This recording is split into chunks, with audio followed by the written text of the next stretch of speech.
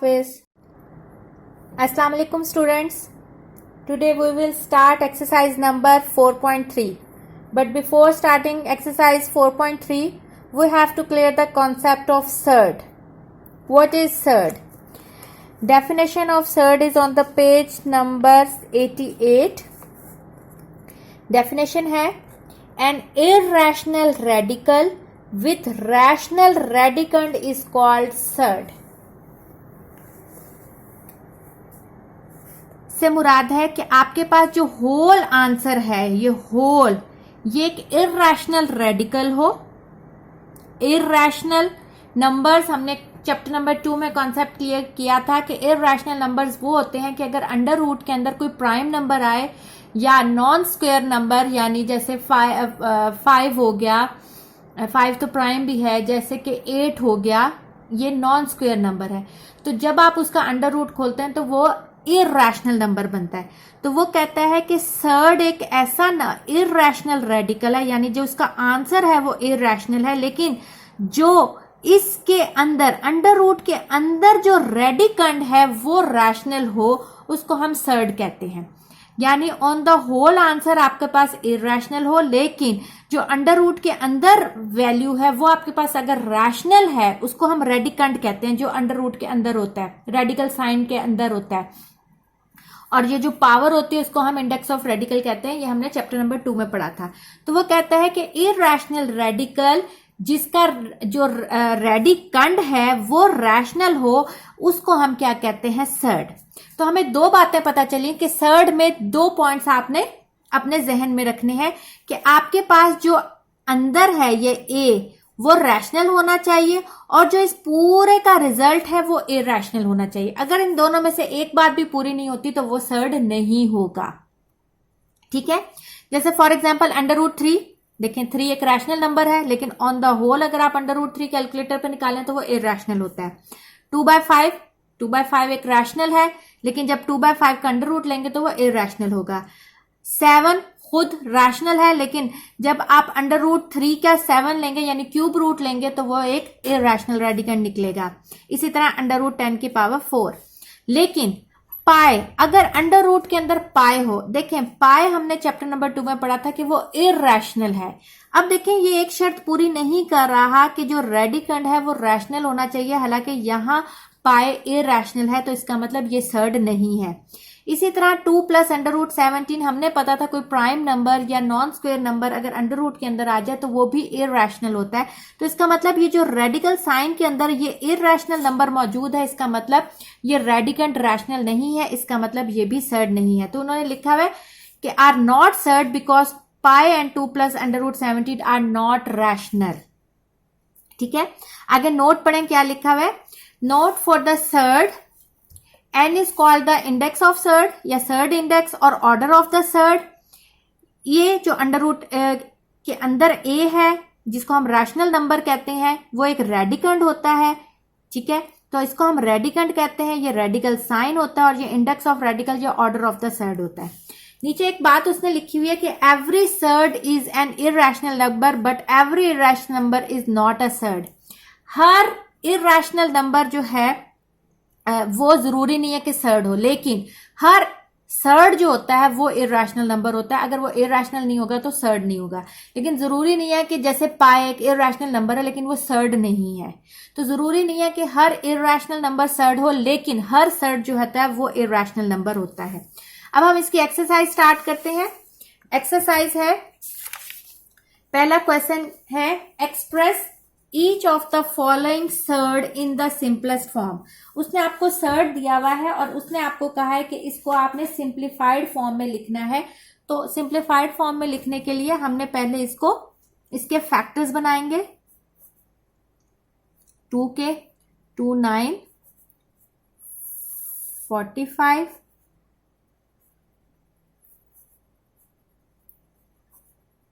तो ये आपके पास फैक्टर्स बन गए. हम इसके फैक्टर्स बनाएंगे. 2 into 2 into 3 into 3 into 5. Pairing कर लें तो ये 2 का स्क्वायर, 3 का स्क्वायर टू 5. और आपको पता है कि अंडर रूट जो सर्ड की भी वही प्रॉपर्टीज होती हैं जो रेडिकल्स की प्रॉपर्टी होती हैं, जो आपने चैप्टर नंबर 2 में पढ़ा था कि मल्टीप्लाई में अगर आपके पास पूरे के ऊपर अंडर रूट है तो हम अगर बीच में मल्टीप्लाई है तो हम उसको सेपरेट करके लिख सकते हैं। इसमें मैं आपको पहले क्वेश्चन में जरा डिटेल से स्टेप बाय स्टेप करवा दूंगी। तो हमने जिसकी प्रॉपर्टी अप्लाई कर ली, ये इससे कट गया क्योंकि अंडर रूट इसके ऊपर कोई पावर नहीं है, तो इसका मतलब ये 1/2 है, तो ये 2 1/2 से कट गया, 2 1/2 से कट गया, तो 2 इंटू 3 अंडर रूट 5 और इसका सिंप्लीफाइड फॉर्म में आ जाएगा 6 अंडर रूट 5। तो आपने सर्ड को जो है उसकी सिंपलेस्ट फॉर्म में लिख दिया।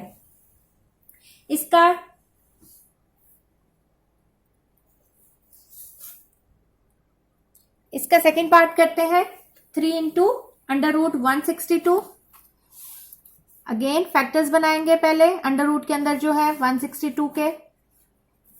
2 8 जा 16, 2 1 जा 2, 3 2 जा 6, 7 जा 3, 9 जा 3, 3 जा और 3 1। तो आपके पास फैक्टर्स आएंगे 2 इंटू 3 इंटू 3 इंटू 3 इंटू 3, वो अगेन पेयरिंग करेंगे तो आपके पास 3 का स्क्वायर, 3 का स्क्वायर और ये अंडर रूट 2 आ जाएगा। तो ये आपके पास 3 3 9 9 3 जा 27, तो ये सिंप्लीफाइड फॉर्म में आ जाएगा 27 अंडर रूट 2। इसका थर्ड पार्ट आप खुद करेंगे।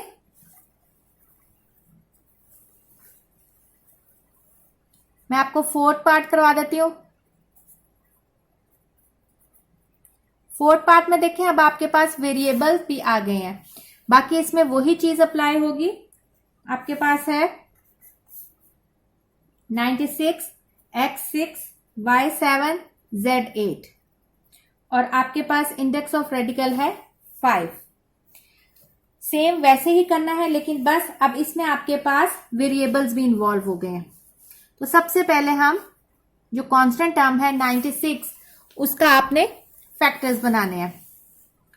2 4 जार 8 जार 2 4 1 2 6 3 5 2 और 1 3। तो हम लिख सकते हैं 2 की पावर 5 और 3 1 है, x 6 y 7 z 8। अब आप देखें इसके ऊपर जो इंडेक्स ऑफ रेडिकल है वो 5 है, तो आप अगर अपने ये जो वेरिएबल्स की पावर है इसको 5 के फॉर्म में स्प्लिट कर दें तो आपके लिए आसानी होगी। जैसे 2 की पावर 5 तो 5 की फॉर्म में स्प्लिट है, ये 1 है, 1 तो और स्प्लिट नहीं होता, ये x की पावर 6, तो क्या आप इसको x 5 और x लिख सकते हैं? हमें पता है बेसिस सेम हो तो पावर्स ऐड होती हैं, और यहाँ पावर जो है वो 6 है, हमने उसको स्प्लिट किया है। इसी तरह y7 को 5 और 2 में कर सकते हैं। इसी तरह z8 को 5 और 3 में कर सकते हैं। ठीक है, अब आपके पास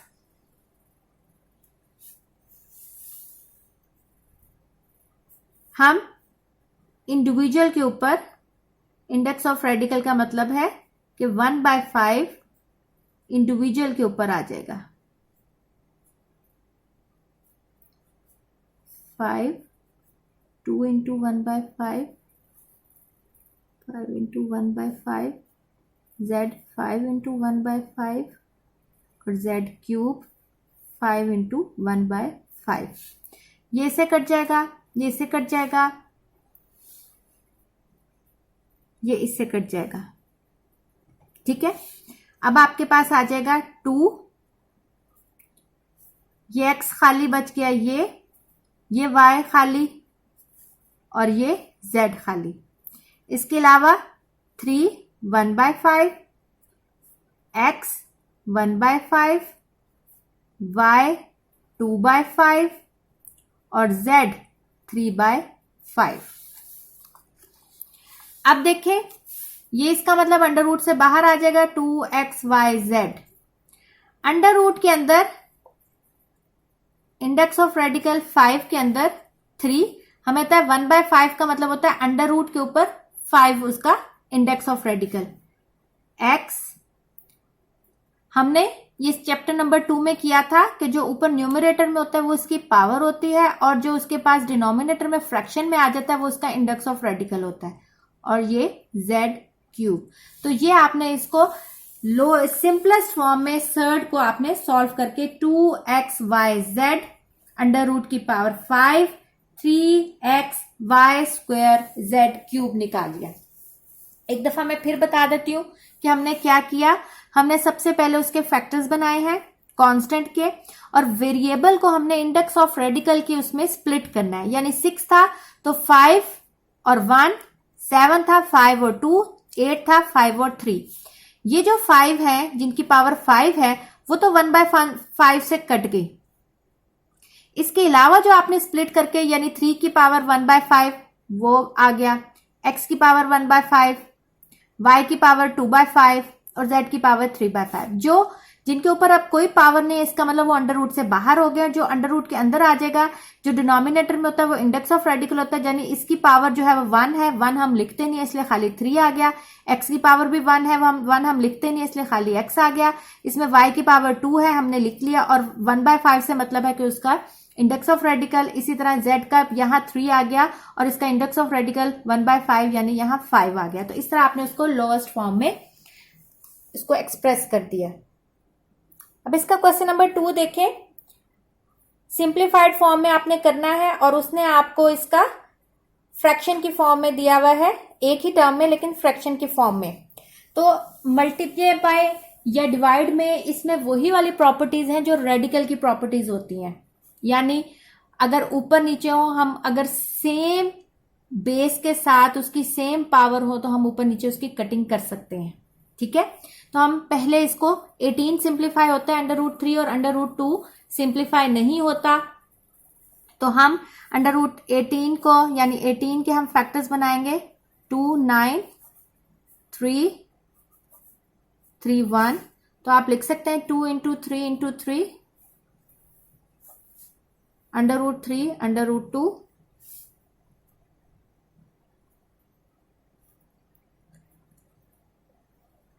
अब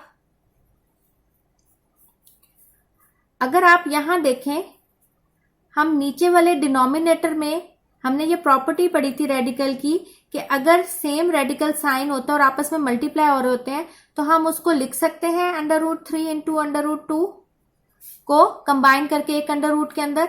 इसी तरह ये देखें, ऊपर वाला 3 2 6 और 3, इसको मैं 2 मेथड से करवा सकती हूं मैं आपको दोनों मेथड। तो हम इसको देखें, अब पहले हमने सेपरेट थे कंबाइन करके लिखा, इसमें आपके पास कंबाइन थे तो हम उसको सेपरेट करके लिख सकते हैं। ये अंडर रूट 6 से कट जाएगा और आपके पास आ जाएगा अंडर रूट 3। इसका सेकेंड मेथड ये है कि आप उसको कंबाइन ना करें, इसी तरह फैक्टर्स रहने दें। सेकेंड मेथड जो आपको इजी लगे आप उससे कर लें। 2 इंटू 3 इंटू 3, ये आपके पास पेयर बन गया अंडर रूट 2 और अंडर रूट 3। अंडर रूट 2 अकेला हो गया और ये अंडर रूट 3 का स्क्वायर हो गया, ये इससे कट गया। अंडर रूट 2 अंडर रूट 3, ये अंडर रूट 2 से कट गया और आपके पास आ जाएगा 3 ओवर अंडर रूट 3। ये बात आप याद रखें स्टूडेंट्स, ये हम 4.4 में भी एक्सरसाइज में पढ़ेंगे कि अगर आपके पास अंडर रूट या हमने चैप्टर नंबर 2 में किया था कि कोई आपके पास कॉम्प्लेक्स नंबर या अंडर रूट डिनोमिनेटर में आ जाता है तो हमें उसको रैशनलाइज करके हमने उसको सिंप्लीफाइड फॉर्म में लाना होता है। तो यहां देखें, अगर अंडर रूट 3 आ गया तो हम इसको अंडर रूट 3 से मल्टीप्लाई भी करेंगे और अंडर रूट 3 से डिवाइड भी करेंगे। इसका फायदा क्या होगा कि आपके डिनोमिनेटर के अंदर से अंडर रूट जो है वो खत्म हो जाएगा, अंडर रूट 3 स्क्वायर बन जाएगा। 3 अंडर रूट 3/3, ये 3 से कैंसिल हो जाएगा और आपके पास आ जाएगा आंसर अंडर रूट 3, जो कि पहले वाले मेथड से भी यही आया और इस मेथड से भी ये आया। जो आपको इजी लगे आप उस मेथड से इसको कर सकते हैं। जरूरी नहीं है कि आपको याद रहे कि हमने नीचे वाले को भी कंबाइन करके कटिंग करनी थी, आप ऐसे सेपरेट भी कर लें तब भी आंसर आ जाएगा। बस इसमें आपको इसको रैशनलाइज करके अंडर रूट नीचे से खत्म करना होगा। ये बात याद रखें, अगर नीचे आपके पास कॉम्प्लेक्स नंबर हो जैसे कि अंडर रूट हो या आयोटा वगैरह हो तो हम उसको हमेशा रैशनलाइज करके डिनोमिनेटर से खत्म करते हैं। क्वेश्चन नंबर 2 का पार्ट 2 आप खुद करेंगे। मैं अब आपको इसका पार्ट 3 करवा देती हूं। पार्ट 3 है √243 x5 y10 z15। अगर अब आप ये देखें, सबसे पहले हमने 243 के फैक्टर्स बनाने हैं। 3 पे ये होगा क्योंकि 4 5 6 7 8 9 का मतलब 3 पे जाएगा। 3 8 जार 1 जार 2 जार 3 9 3 3 और 3 1। तो आपके पास टोटल 5 आ रहे हैं, यानी 3 की पावर 5 आप उसको लिख सकते हैं। अगर अब आप देखें ये सारे आपके पास 5 की पावर में, यानी x की पावर 5 भी 5 पे डिवाइड होता है, 10 भी डिवाइड होता है और 15 भी। तो इसमें आपको इसको स्प्लिट करके लिखने की जरूरत नहीं है। अगर आप चाहते हैं उसको स्प्लिट करके लिखना तो स्प्लिट भी कर सकते हैं। 5 y5 y5 ऐसे भी कर सकते हैं। z5 z5 z5 ऐसे भी लिख सकते हैं, और खाली ऐसे भी रहने दे सकते हैं जिसमें आपके पास बाद में वो ऐसे रहने दे या ऐसे कर ले, आपकी मर्जी है। जब हम अब इसकी पावर जो है यानी इंडेक्स ऑफ रेडिकल इंडिविजुअल के ऊपर आएगा तो आप इसको 5 इंटू 1/5 10 इंटू 1/5 और 15 इंटू 1/5 ऐसे भी कर सकते हैं। और जिस तरह ऊपर है तो इंडिविजुअल के ऊपर भी आ सकता है, जैसे आपको इजी लगता है आप उस तरह कर सकते हैं। 5 1 जा 5 5 2 जा 10 5 1 जा 5 5 3 जा 15। तो ये आ जाएगा आपके पास 3x, सॉरी ये y है, y स्क्वायर z क्यूब, क्योंकि 5 3 जा 15 5 2 जा 10 5 1 जा, तो 3x y square z cube. और अगर आप इस तरह भी करते हैं तब भी ये भी कट जाएगा, ये भी कट जाएगा, बाद में y आपस में y स्क्वायर बन जाएगा, और 3 जब z आपस में ये तीनों के कट जाएंगे तो ये बन जाएगा z क्यूब। इस तरह कर लें चाहे उस तरह कर लें, एक ही बात है, जिस तरह आपको इजी लगे आप उसको कर सकते हैं। इसका पार्ट 4 आप खुद करेंगे, मैं आपको पार्ट 5 कराती हूं।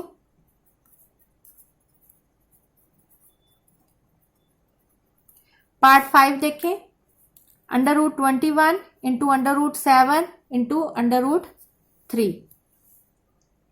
ये बहुत ही आसान है।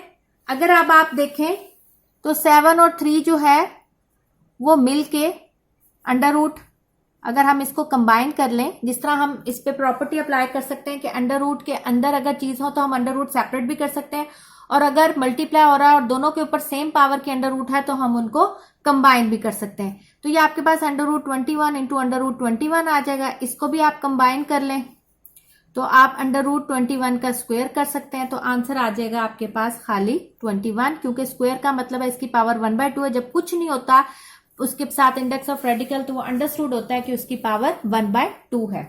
इसका स्टूडेंट आपने इसका क्वेश्चन नंबर 2 कंप्लीट कर लिया। अब हम इसका क्वेश्चन नंबर 3 करते हैं। अब इसका क्वेश्चन नंबर 3 देखें, simplify by combining similar terms.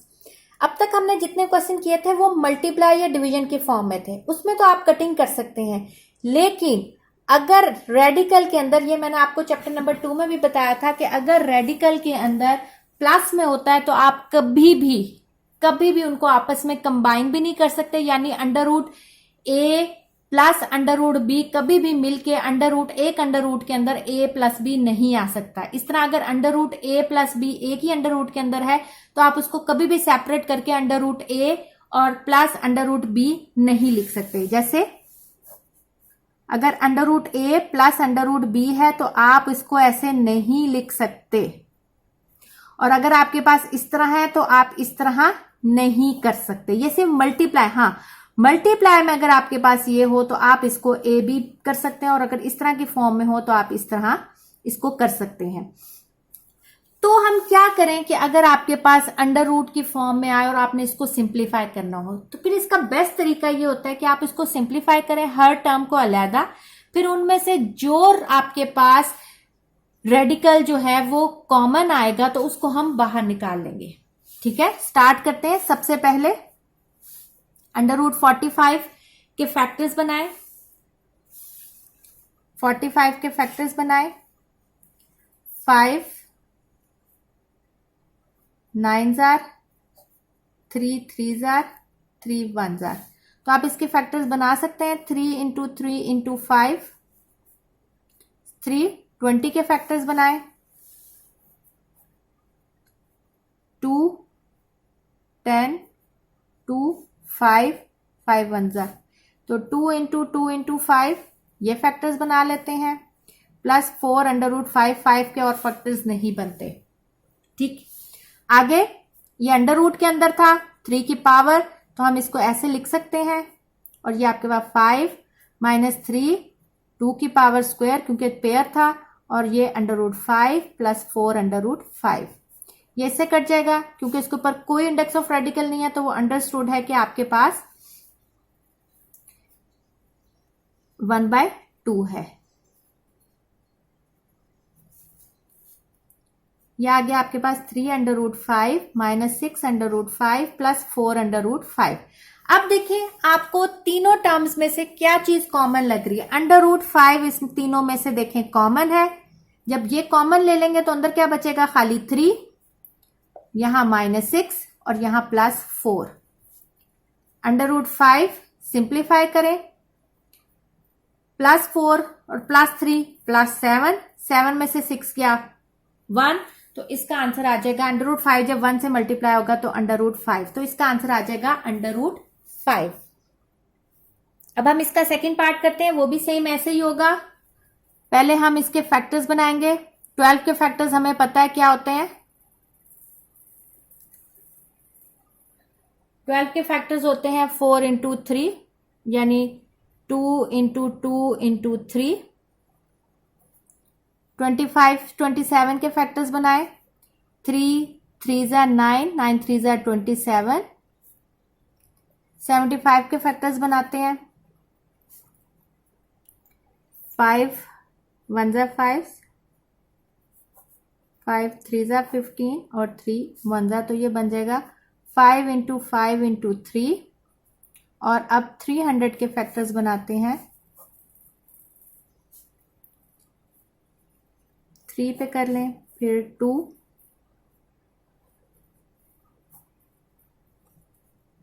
2 25 5 5s are 25 और 5 1s are, तो इसके फैक्टर बन जाएंगे 3 इंटू 2 इंटू 2 इंटू 5 इंटू 5। ये पेयर बन गया और ये पेयर बन गया। अब जो पेयर वाले हैं उनको हम सेपरेट कर लेते हैं। 3 का स्क्वायर और एक ये 3 अलहदा, इसी तरह 5 का स्क्वायर और ये 3 अलहदा। ये मैं इतने स्टेप्स जो हैं ये सिर्फ आप लोगों को समझाने के लिए कर रही हूं, वरना इतने स्टेप्स की जरूरत नहीं है। अगर आप लोगों को ग्रिप हो जाती है इस तरह के क्वेश्चंस पे तो आप इनके स्टेप्स कम कर सकते हैं। यहां स्क्वायर है वो पावर कट जाएगी। 4 2s are 8 √3 plus 15 √3 minus 5 3s are 15 √3 plus ये दोनों कट गए तो ये 10 √3। अगर आप ये देखें +15 √3 और -15 √3 ये आपस में कट जाएंगे। ठीक है, ये पूरी टर्म्स ही आपने काट दी। 8 √3 प्लस 10 √3। अब अगर आप देखें तो इसमें से आपके पास √3 कॉमन आ जाएगा।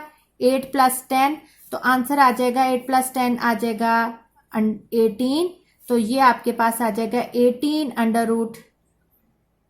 √3 जो है वो आपके पास रिक्वायर्ड आंसर आ गया, क्योंकि इससे आगे वो सिंप्लीफाई नहीं होता। नेक्स्ट इसका थर्ड पार्ट है। ये देखिए √3 पहले उसने कॉमन लिखा हुआ है, लेकिन इन दोनों में से भी एक √3 कॉमन आ रहा है। अंदर बच जाएगा 2 + 3।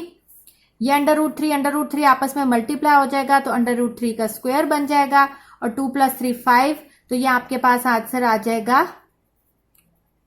5 और 3। तो ये आंसर आ जाएगा आपके पास 5 3s are 15। इसका लास्ट पार्ट करते हैं, फोर्थ पार्ट। वो भी इसी तरह का है। 2 6 √5 माइनस 3 √5। तो आपके पास क्या चीज कॉमन है? √5 कॉमन है, 2 √5, अंदर क्या बच गया? 6 माइनस 3, 6 माइनस 3 आपके पास क्या होता है? 3। अब ये देखें तीनों चीजें आपस में मल्टीप्लाई हो रही हैं, लेकिन हम रेडिकल के साथ हमेशा रेडिकल ही मल्टीप्लाई करेंगे, लेकिन यहां आपके पास कांस्टेंट, ये कांस्टेंट, तो 3 2 जा 6, तो ये आपके पास सिंप्लीफाइड फॉर्म में आ गया 6 √5। अब क्वेश्चन नंबर 4 है सिंप्लीफाई।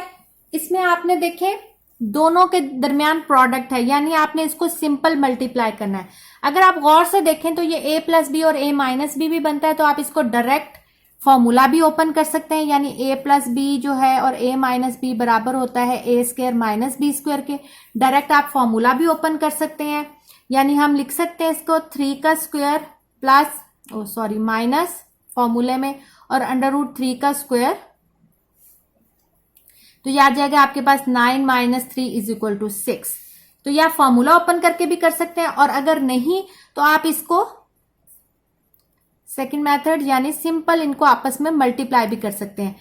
पहली टर्म पहले के साथ मल्टीप्लाई होगी, 3 3 जार 9, फिर ये टर्म इससे मल्टीप्लाई होगी 3 √3, फिर ये टर्म इससे मल्टीप्लाई होगी माइनस 3 √3, और जब ये √3 प्लस माइनस माइनस √3 आपस में जब मल्टीप्लाई होगा तो इसका मतलब स्क्वायर, ये आपस में कट गया, आंसर आ जाएगा 9 माइनस 3 इज इक्वल टू 6। दोनों तरीके से एक ही आंसर आता है, जैसे आपको समझ आती है आप उसको कर सकते हैं। अब इसका सेकंड पार्ट है √5 प्लस √3 का होल स्क्वायर। अब देखें आपको ये भी आपके पास एक फॉर्मूला है, कौन सा? a प्लस बी का होल स्क्वायर।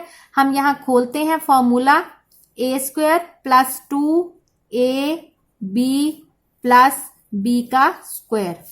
यहां मैं लिख देती हूं a प्लस बी का होल स्क्वायर बराबर है a square plus 2ab plus b square. ये भी कट गया, ये कट गया। 5 प्लस अंडर रूट मल्टीप्लाई में है, तो इसका मतलब आप उसको एक अंडर रूट के अंदर लिख सकते हैं, तो आप उसको लिख सकते हैं 5 3 जार 15 प्लस 3, 5 प्लस 3 8, 8 प्लस 2 √15, ये इसका आंसर हो जाएगा। क्योंकि √15 की वजह से ये 2 इसमें ऐड नहीं हो सकता, क्योंकि इसके साथ एक रेडिकल लगा हुआ है। तो कभी भी रेडिकल वाली टर्म सेम रेडिकल के टर्म के अंदर ऐड या सब्ट्रैक्ट हो सकती है, वैसे नहीं हो सकती। हाँ, मल्टीप्लाई हो सकती है लेकिन ऐड नहीं हो सकती। जैसे सेम वेरिएबल में ही ऐड हो सकता है, वरना वो ऐड नहीं हो सकता। क्वेश्चन नंबर 4 का पार्ट 3 आप खुद करेंगे।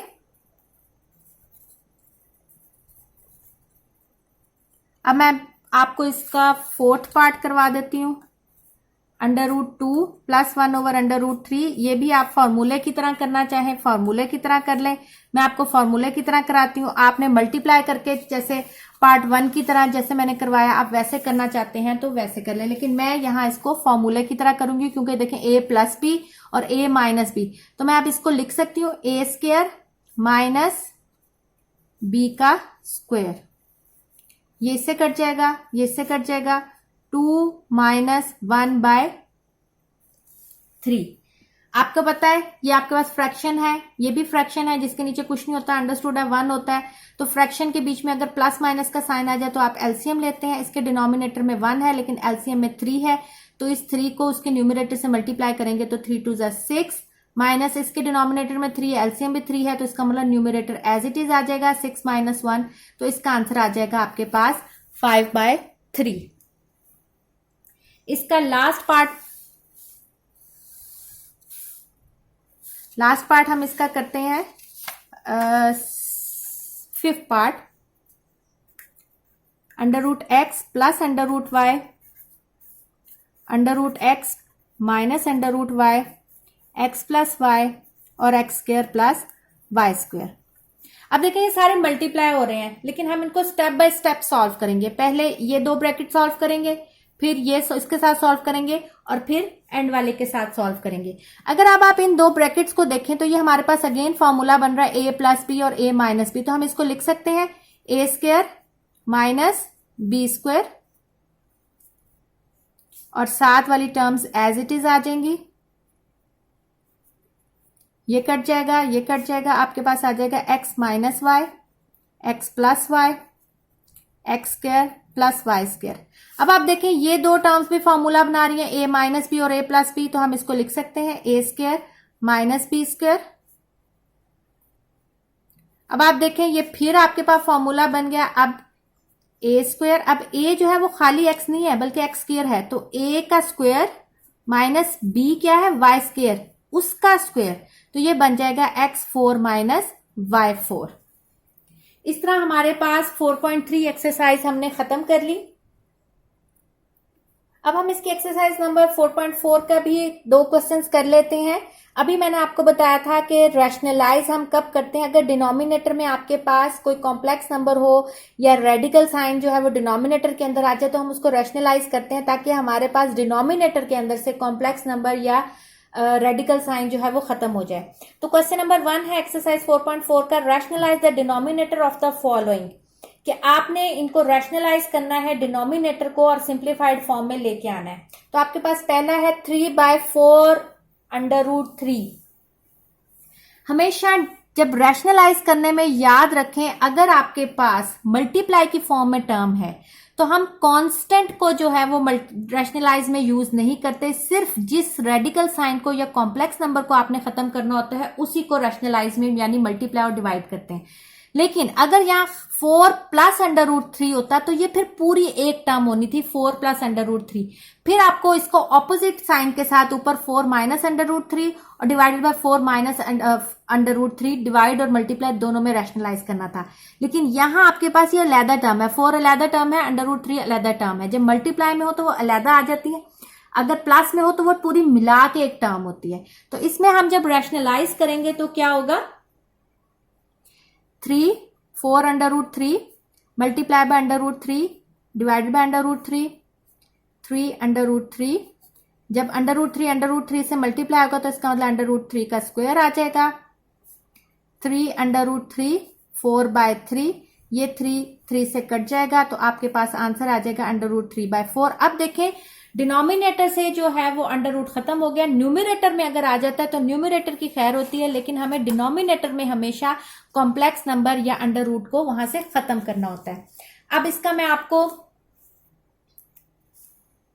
थर्ड पार्ट करवाती हूं, इसका पार्ट सेकंड आप खुद करेंगे।